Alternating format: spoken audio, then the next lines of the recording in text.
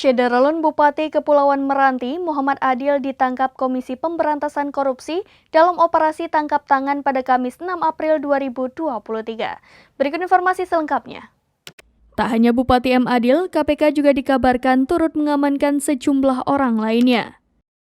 Hingga saat ini belum diketahui kasus apa yang disangkakan kepada M. Adil terkait penangkapan ini. Saat dikonfirmasi Tribun, Ketua KPK Firly Bahuri membenarkan perihal penangkapan tersebut. Menurut Firly, tidak boleh ada cacat hukum di akhir masa jabatan pimpinan KPK. Menurut Firly, OTT terhadap Bupati Kepulauan Meranti ini merupakan OTT pertama di tahun 2023. Disinggung korupsi apa yang dilakukan Bupati Meranti, Firly menyatakan nanti pihaknya akan menyampaikan lebih lanjut.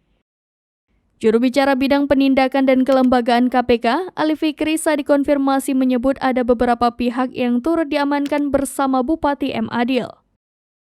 Saat ini, KPK masih melakukan pengumpulan bahan keterangan dari beberapa pihak terkait.